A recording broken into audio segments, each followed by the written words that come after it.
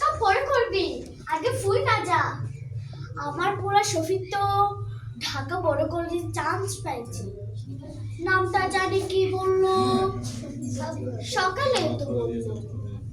ও মনে পড়ছে, ঢাকা বিশ্ববিদ্যালয়।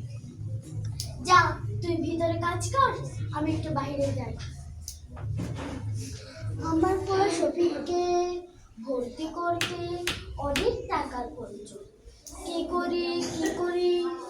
ও উত্তরপাড়ার জমিটা বিক্রি করবি তুই। আলামত আপা সাহেব, আসসালামু আলাইকুম। আপনি কেমন আছেন? আপনি তো জানেন আমরা আর্থিকভাবে খুব দুর্বল। আপনি যদি আমাকে উত্তরপাড়ার জমিটা বিক্রি করে দিতেন, আমি আপনার প্রতি চিরকৃতজ্ঞ থাকতাম। আপনি তো জানেন আমরা আর্থিকভাবে খুব দুর্বল। মাতাব্বর সাহেব, ঠিক আছে, আসেন। আসসালামু আলাইকুম। আরে জয়না, তুই কই?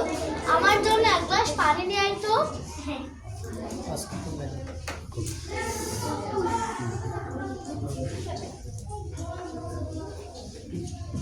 আরে এটা তো লাশের গাড়ি মনে হচ্ছে। জয়না, ও জয়না, দেখ তো লাশের গাড়ি একটা আমার বাড়ির সামনে রেখে যাচ্ছে। বাবা, এটা কার লাশ? কথা বলো, চুপ করে আছো কেন? বাবা, এটা কার লাশ?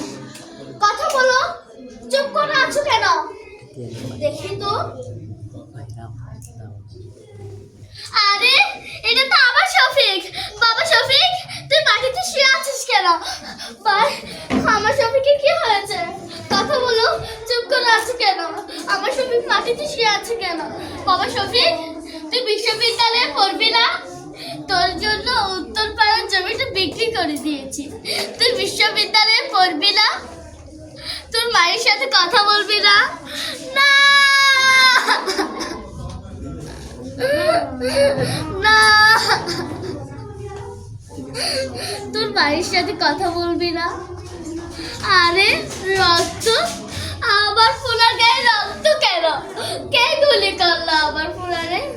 আমি তো আমার ফুলাকে মানুষ আমার কারখানায় পাঠাইছি, লাশের কারখানায় পাঠাই। আমার ফুলা বললো কেন?